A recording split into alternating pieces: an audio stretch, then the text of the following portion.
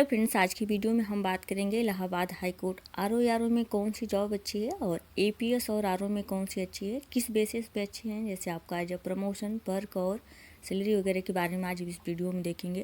तो देखिए, वीडियो में सबसे पहले देखते हैं कि आरओ और एआरओ में कौन बेटर है। तो ऑब्वियसली आपका आरओ अच्छा है। किस किस बेसिस पे है, क्योंकि सैलरी थोड़ा ज़्यादा है।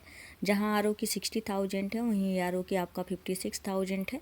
तो सैलरी तो अच्छी है। प्रमोशन भी क्या होता है, जल्दी हो जाता है। जो लोग आरओ होते हैं 4 साल 5 साल में, मतलब जिसका वर्क एक्सपीरियंस हो जाता है, जिनके काम करने की शैली बहुत अच्छी हो, तो जल्दी भी सेक्शन ऑफिसर बन जाते हैं। यानी कि एसओ बनने के बाद आप क्लास 1 में आ जाते हैं, जबकि वहीं पर एआरओ में आपको थोड़ा टाइम पीरियड करना पड़ता है कि एआरओ के बाद आप 3 साल, लगभग 4 साल के बाद तो आरओ ही बनते हैं। तो इस बेसिस पे भी क्या है, आरओ आपका बेटर है। प्रमोशन जल्दी होता है, यानी कि आप सेक्शन ऑफिसर बन जाते हैं, क्लास 1 में आ जाते हैं। और वहीं पर देखिए, आरओ की पोस्ट जो है वो गैजेटेड पोस्ट है, जबकि वहीं पर एआरओ की पोस्ट क्या है, नॉन गैजेटेड पोस्ट है।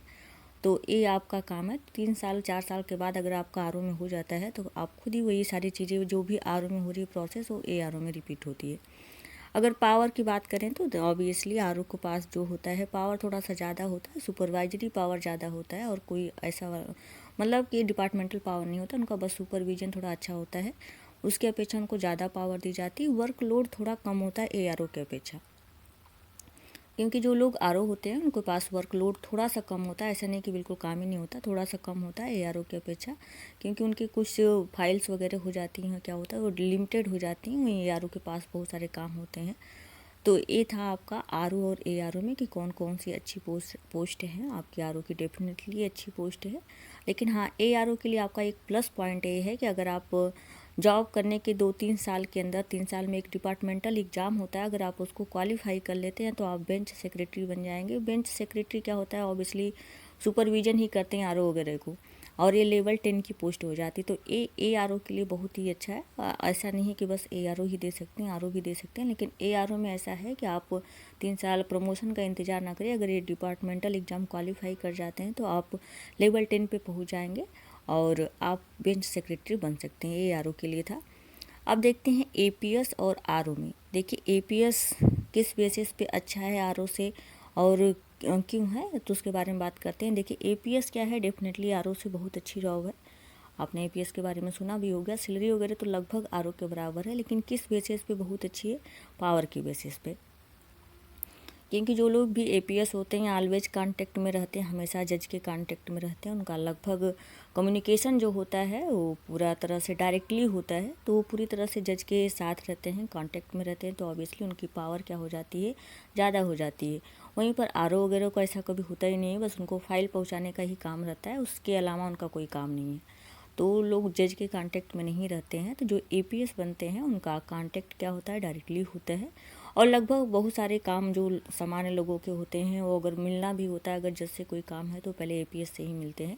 उसके बाद उनका काम, वो टास्क को जज के पावर पे भी क्या कर सकते हैं, अपने काम को परफॉर्म कर सकते हैं।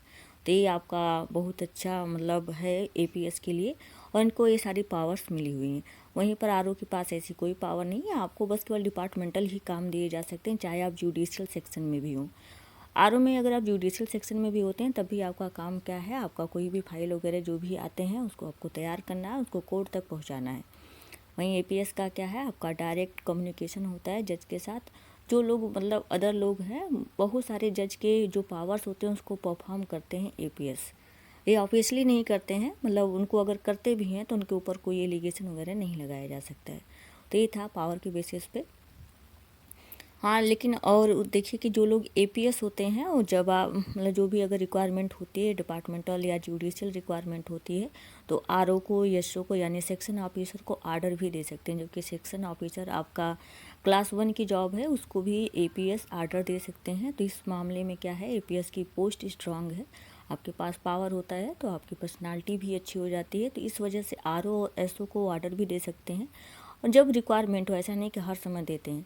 लेकिन वो किसी के ऊपर दबाव नहीं बना सकते हैं कि आपको काम करना है ऐसा वाला। जैसे कि डीएम कोई आदेश देता है तो सस्पेंस, अगर कोई नहीं फॉलो करता तो उसको सस्पेंड कर देते हैं, ट्रांसफ़र वगैरह के लिए कुछ लिख देते हैं।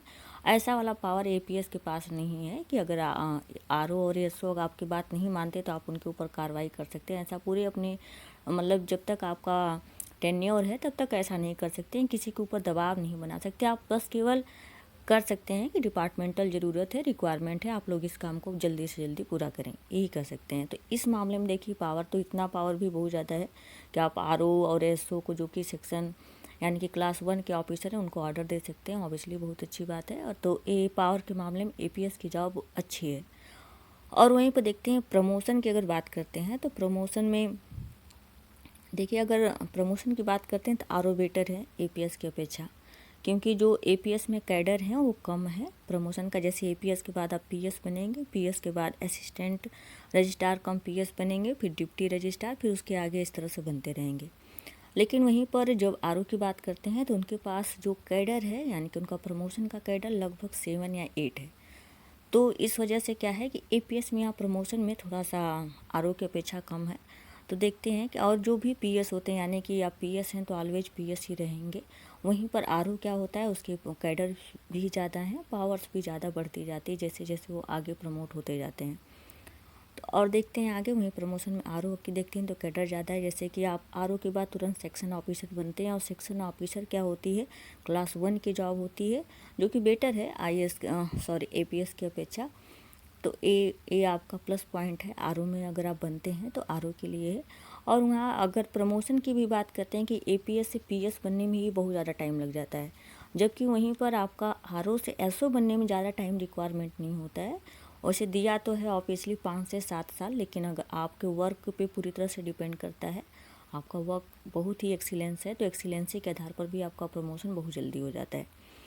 और डिपार्टमेंटल एग्ज़ाम भी होते हैं, जिससे आप क्या होते हैं, बेंच सेक्रेटरी बन जाते हैं। बेंच सेक्रेटरी बनने में भी आपका जॉब जो होता है वो लेवल 10 का हो जाता है। देखिए, वहीं अगर पर्क की बात करते हैं कि जैसे कि एपीएस में थोड़े अलाउंसेस कम मिलते हैं आरओ के अपेक्षा, जैसे टीए वगैरह कम मिलता है, जबकि जैसे पेट्रोल वगैरह का 40 लीटर कुछ पेट्रोल होता है तो उसका आपका टीए अलाउंसेस मिलता है। वहीं आरओ में क्या होता है, 60 लीटर पर होता है, तो इस वजह से अलाउंसेस थोड़ा कुछ से कम है। और आपका एनपीएस टैक्स और पीएफ भी आरओ की अपेक्षा थोड़ा सा ज़्यादा कटता है। इस वजह से क्या होता है कि थोड़ा सा कम है, ज़्यादा कम नहीं है। जैसे सैलरी की भी बात करते हैं तो देखिए, एपीएस भी लेवल 8 की जॉब है, आपका आरओ भी लेवल 8 की है। और बेसिक पे की भी बात करते हैं, दोनों की सेम बेसिक पे है 47,600। और उसके बाद आपका नेट सैलरी की बात करते हैं तो नेट सैलरी है एपीएस की 58,047 रुपये, और वहीं पर आरओ की सैलरी है 60,000 रुपये आपकी। इसलिए क्योंकि आपका यहाँ पीएफ थोड़ा सा ज़्यादा कट जाता है, एनपीएस ज़्यादा करता है, टैक्सेस थोड़ा सा ज़्यादा करते हैं आरओ की अपेक्षा, इस वजह से आपकी सैलरी 58,047 रुपये है। वहीं पर एपीएस की क्या है, आरओ की क्या है, आपकी 60,000 है। उसके बाद वर्क कल्चर की बात करते हैं तो देखिए, वर्क कल्चर में क्या है, पावर ज़्यादा है तो ऑब्वियसली आपका मोटिवेशन बना रहता है, काम आप अच्छे तरीके से करते हैं। वहीं आरओ में क्या है कि केवल क्लर्कियल काम ही होता है, आपको फाइल डेस्क पे ही आपको बने रहना पड़ता है, और कहीं मतलब इनफ्लो नहीं है आपका, वहीं पर आप बने रहते हैं, आउटफ्लो नहीं हो पाता, इनफ्लो ही रहता है। तो इस तरह से आप बधे रहते हैं एक ही जगह, एक ही डेस्क पे, इस वजह से थोड़ा सा डीमोटिवेशन होता है एपीएस की अपेक्षा। अगर वर्कलोड की बात करें तो वर्कलोड तो दोनों में ऑब्वियसली ज़्यादा होता है। अगर आप इस गजेटेड पोस्ट पे हैं, अच्छी आपकी जॉब है, सैलरी अच्छी है, तो आप ऑब्वियसली क्या होगा, आपका काम ज़्यादा होगा, तो सैलरी की अपेक्षा ही आपका काम भी होता है, तो वर्क वगैरह भी रहता है। टेंशन थोड़ा आरओ में कम होती है। वहीं पर एपीएस को हर समय क्या होना पड़ता है, अटेंटिव रहना पड़ता है, आपको हर समय जज के कांटेक्ट में रहना, तो आपको हर चीज़ को एकदम पूरा तरह से रेडी रखना पड़ता है। तो थोड़ा सा वर्क तो टेंशन ज़्यादा होती है थोड़ा सा एपीएस में, लेकिन वहीं पर आरओ में अच्छा होता है कि ठीक है, हमको 9:30 बजे से आपका 4:30 बजे तक जॉब करनी है, उसके बाद घर आना है, और उसके बाद आपको अदर टेंशन नहीं होती कि किसी से कम्युनिकेट करना है कि नहीं करना, उनका काम हो पाएगा कि नहीं हो पाएगा। लेकिन वहीं एपीएस में आप क्या कर सकते हैं, ऐसी सारी चीज़ें होती हैं।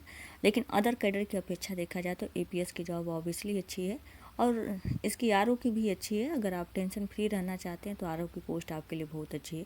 अगर देखिए, कोई भी जॉब अच्छी या ख़राब तभी हो सकती है, वो आपके पर्सनालिटी पर भी डिपेंड करता है। जॉब छोटी हो या बड़ी हो, अगर आपकी पर्सनालिटी बहुत अच्छी है, आप अच्छे से कम्युनिकेट कर पाते हैं, कोई भी काम करा पाते हैं, तो आपकी जॉब ऑब्वियसली अच्छी हो जाती है। क्योंकि अगर आपके लाइफ का रूल हार्ड एंड फास्ट है तो ऑब्वियसली आप जो भी जॉब वाली लाइफ होगी उसमें आप सक्सेस थोड़े से कम हो सकते हैं। जिनका कम्युनिकेशन वगैरह बहुत अच्छा होता है, जो थोड़े हम्बल्स होते हैं, उन लोगों की बातों को समझते हैं, उनका जॉब कैरियर भी बहुत अच्छा होता है। तो दोस्तों ये रही मेरी इन्फॉर्मेशन, अगर अच्छी लगती है तो कमेंट करके ज़रूर बताएं। Thank you so much.